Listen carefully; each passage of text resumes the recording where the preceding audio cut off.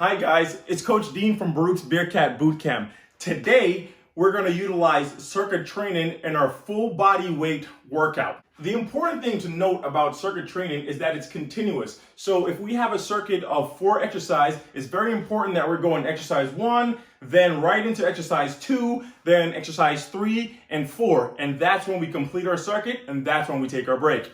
Our first exercise is going to be a push-up. And we have 2 ways of doing our push-up. Way number 1, we're going to be here. Make sure that we have our shoulders over our hands and right about shoulder width or a little bit outside of the shoulder width, a nice comfortable positioning.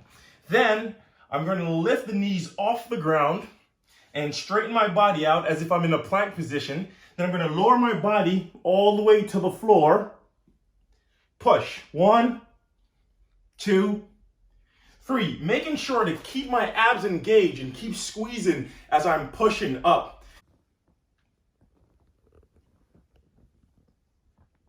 Now, the second way of doing that, if the first way is a little bit difficult, is keeping my knees on the ground and keeping my hips forward. So a common mistake with doing this variation push-up is pushing the hips back and having the butt out. We want to keep that hip nice and engaged and straight, right? Full hip extension, lower the body, and push. Still engaging my core as I go down and up. Squeeze and push.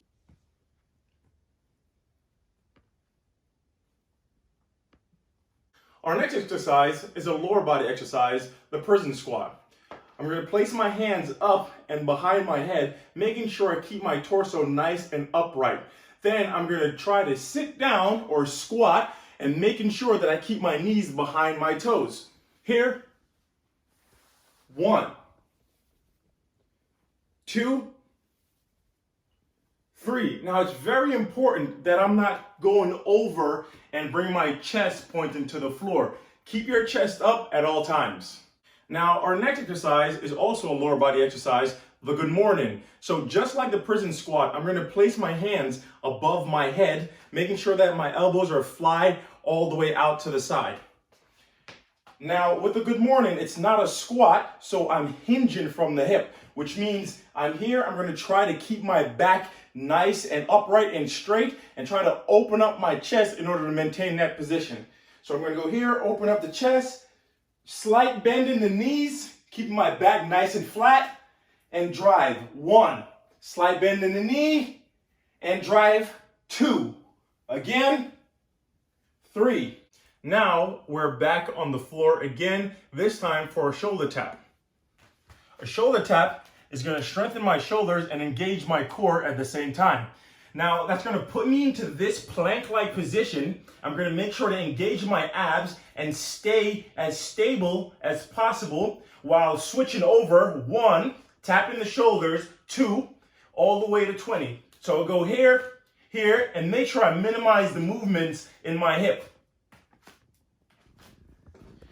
And the only way to really minimize the movement is to really keep the core as tight and engaged as possible. Our next exercise is going to be a Superman. As you can see, I'm laying on my belly. I'm going to put my hands behind my head, and I'm going to raise my chest up off the ground and squeeze my butt at the same time. And that's 1, 2, 3. Now I'm going to make sure I'm getting a nice little hold at this position before I return to the starting position. Like so. And that's our Superman. Next we have our reverse lunge. I'm going to place my hands on my side. I'm going to make sure I keep an upright posture, and I'm going to step back into my lunge, making sure I have a nice 90-degree angle with my knee, and back in. That's 1, and that's 2,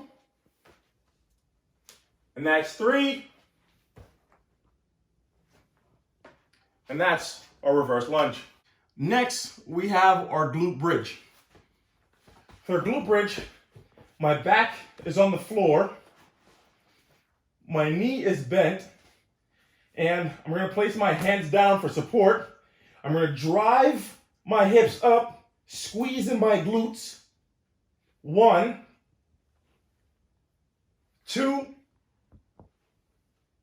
3, 4.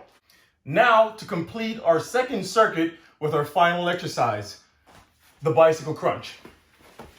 I'm going to lay back. My back is flat against the floor.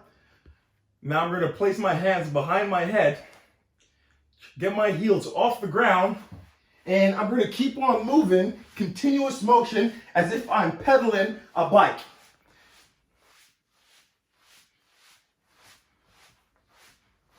First exercise of our third circuit is the plank up. We're going to get on the elbows, up into a plank position. Then with my left hand, I'm going to initiate a get up motion and back down. Now I'm going to get up on the right hand and down.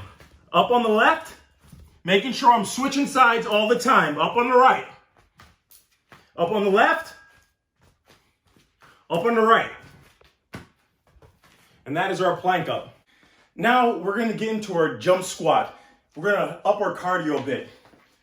Turn to the side, and we're only going to do about a quarter squat position. We won't go all the way down. So from here, 1, 2, 3, 4, 5. And that's our jump squat. This last circuit obviously is a bit more intense than the first two because we're going from a jump squat right into a mountain climber. And on the mountain climber, I'm going to get down on all fours, have both hands planted into the ground, shoulders over my hand, knees on the ground, toes on the ground. And now I'm going to drive my knees to my chest continuously, making sure I'm alternated. Drive, drive, drive, drive.